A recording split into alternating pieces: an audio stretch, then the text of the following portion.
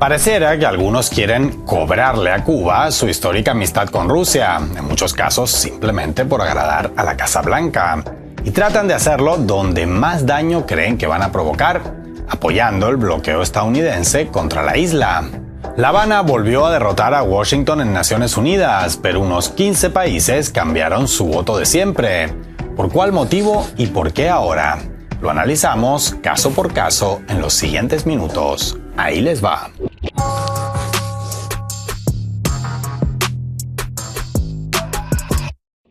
Por 33ª vez consecutiva, la Asamblea General de Naciones Unidas rechazó por amplia mayoría el embargo impuesto por Estados Unidos contra Cuba desde hace más de medio siglo. Sin embargo, como el resultado de la votación fue menos abultado que en ocasiones anteriores, algunos lo pintaron como un éxito de Washington y un revés para La Habana, que es tanto como celebrar que perdiste 8-2 en un juego de fútbol simplemente porque un año antes habías caído por 9-1 contra el mismo rival. Pero dejando de lado interpretaciones algo fantasiosas, no está de más observar los casos en que cambió la tendencia en el voto y sobre todo analizar las razones. Y es que mientras en años recientes los votos favorables a rechazar las políticas de bloqueo estadounidense contra la isla siempre rondaban los 185-190 y las abstenciones y votos en contra se podían contar con los dedos de una mano, en la votación de 2025, 12 naciones se abstuvieron y 7 votaron en contra. Históricamente, los votos en contra eran exclusivamente los de Estados Unidos y su portaaviones en Asia Occidental, también conocido como Israel. Mientras que las abstenciones solían repartirse entre un puñado de islas del Pacífico o micronaciones que pocas personas podrían situar en un mapa. Pero en esta ocasión se rompió un largo consenso que, así fuera con algún grado de hipocresía según el caso, mostraban la Unión Europea y América Latina y el Caribe como región.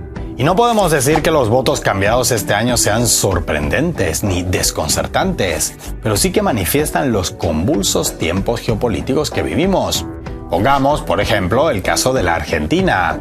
No se puede decir que el voto washingtoniano o, valga la redundancia, telaviviano del gobierno de Milei sea la sorpresa geopolítica del siglo, más bien al contrario.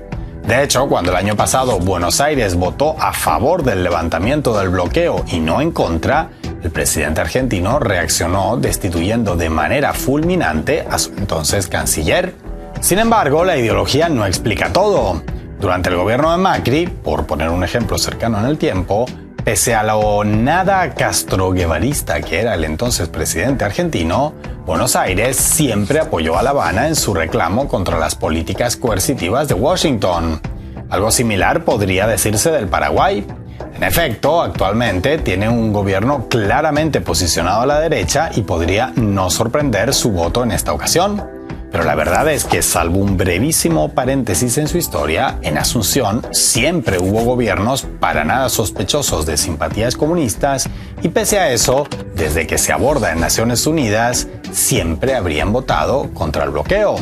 En ese sentido, también puede no sorprender demasiado que Costa Rica o Ecuador, con presidentes de corte bastante trumpiano actualmente en el poder, se abstuvieran. Sin embargo, la afinidad ideológica no lo explica todo. El Salvador, también con un gobierno abiertamente alineado con Trump, apoyó el reclamo de Cuba en esta ocasión, como ha venido haciendo históricamente. No solo en América Latina hubo algunos cambios de voto respecto a tendencias históricas, también tuvieron lugar en Europa. Por ejemplo, Hungría. El gobierno de Viktor Orbán se pasó al lado tenebroso y votó junto con Estados Unidos y su portaaviones israelí. Tampoco podría resultar demasiado sorprendente, tratándose de un gobierno con claras simpatías trumpistas. Pero sí que hay algo curioso que señalar al respecto.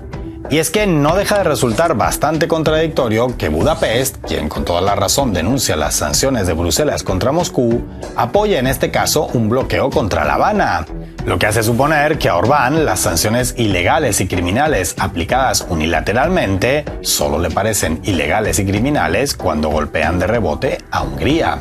Otros 6 miembros del Club de Bruselas también rompieron la tendencia histórica en la Unión Europea, pero en modo de abstención.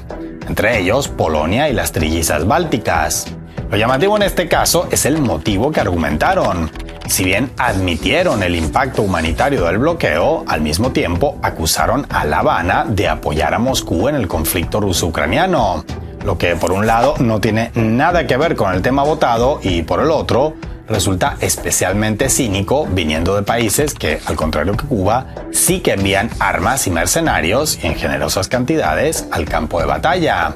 En el apartado de aspirantes eternos a la Unión Europea, también hubo quienes trataron de mostrarse rudos con Cuba por su cercanía a Rusia, en un vano esfuerzo por presumir de carnet rusófobo y así ganar puntos en el norte global. Son los casos de Albania, Bosnia-Herzegovina y Moldavia, que se abstuvieron, y el de Macedonia del Norte, que votó en contra, tal vez con la esperanza de, a falta de un mejor y definitivo nombre para el país, al menos ser considerada como inflexible con Moscú.